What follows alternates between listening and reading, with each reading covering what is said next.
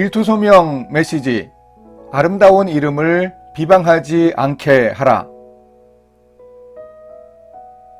조건을 따라 사람을 차별하는 대신 하나님 나라의 원리를 보여주라고 강조한 야고보는 현실적인 이야기를 예로 들고 있습니다. 가난한 자를 업신여기고 부자를 떠받드는데 오히려 세상에서 부자들에게 억압받고 그들이 법정으로 끌고 가지 않는가 말입니다. 2000년 전에도 이런 부조리하고 모순된 현실이 있었습니다. 가난한 사람들은 무시당하고 부자들은 사람들을 힘들게 했습니다. 이런 때 과연 어떻게 하나님 나라를 보여줄 수 있을지 야고보에게 배워보겠습니다. 오늘 말씀은 야고보서 2장 5절에서 7절입니다. 내 사랑하는 형제들아 들을지어다.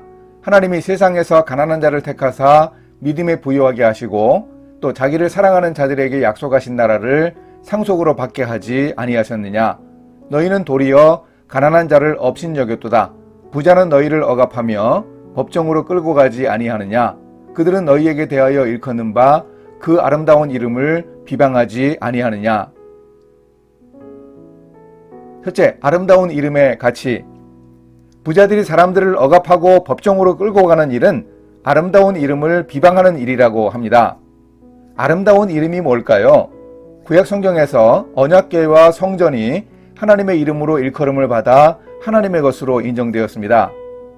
하나님의 백성들이 하나님의 이름으로 불리어 그분에게 속한 자로 인정받습니다. 이름은 그 존재 자체, 정체를 의미합니다. 본질입니다. 그런데 하나님이 그분의 이름을 아끼십니다. 다윗이 노래합니다. 부족함 없게 해주시는 목자 하나님이 내 영혼을 소생시키시고 자기 이름을 위하여 의의 길로 인도하시는도다. 예수님이 기도를 가르치실 때도 하늘에 계신 우리 아버지여 이름이 거룩히 여김을 받으시오며 라고 시작하셨습니다. 아름다운 이름이란 이런 의미를 담고 있습니다. 마찬가지로 신약시대에 예수 그리스도의 이름으로 세례를 받은 사람은 바로 예수님의 소유가 됩니다. 우리 그리스도인들은 예수님의 이름을 짊어지고 사는 사람, 예수님의 사람이라는 이름표를 붙이고 사는 사람으로 인식됩니다. 둘째, 부자들이 아름다운 이름을 비방하지 않게 하라. 그런데 이런 귀한 이름, 그리스도인의 아름다운 이름이 재판정이나 사회 분위기 속에서 비난당하는 것입니다. 그리스도인의 정체가 무시당하는 상황입니다. 이런 아름다운 이름을 부자들이 비난하지 못하게 하는 일이 중요합니다. 그렇다고 부자들 자체를 거부하는 것이 아닙니다. 선한 부자는 권장했습니다. 잘못된 탐욕을 경계합니다. 가난한 사람도 하나님보다 부 자체를 동경하며 탐욕을 가진다면 정죄받을 것입니다.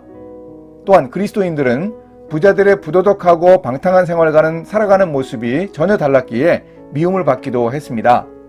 바나바와 아나니아 같은 땅을 가진 사람들이 부를 누리지 않고 땅을 팔아서 교회에 바치는 모습이 사람들의 눈에는 이상하게 비쳤을 것입니다. 그런데 부자는 믿은 지 얼마 안 되어도 중직자가 되고 그런 식으로 교회가 부자를 대접해야 교회가 성공한다고 본다면 아름다운 이름과는 관계없는 잘못입니다. 부자에게는 부자의 아름다운 길을 알려줘야 합니다. 부로 이룰 수 있는 하나님 나라에 대해 가르쳐야 합니다. 그래서 선한 부자가 되고 믿음 안에서 심령이 가난한 자가 되게 할 수 있어야 합니다. 교회가 세상과 똑같으면 전혀 희망이 없다고 야고보는 한탄하고 있습니다. 교회 안의 빈부차별을 일터의 윗사람과 아랫사람 간의 지위와 권력, 업무 능력의 차이 상황으로 적용해 볼 수 있습니다. 질서가 틀림없이 있지만 차별하지 않고 하나님 나라의 모습을 보여줄 수 있기 위해서 어떻게 해야 할까요? 지위와 권력과 능력 부분에서 주로 윗사람이 아랫사람을 배려해 줄 수 있어야 하겠습니다. 이렇게 노력해서 우리가 일터에 임하는 하나님 나라를 보여줄 수 있어야 하겠습니다. 함께 기도하십니다.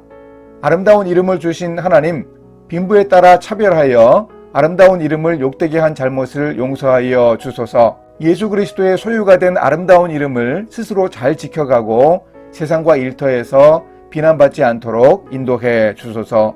예수님의 이름으로 기도합니다. 아멘.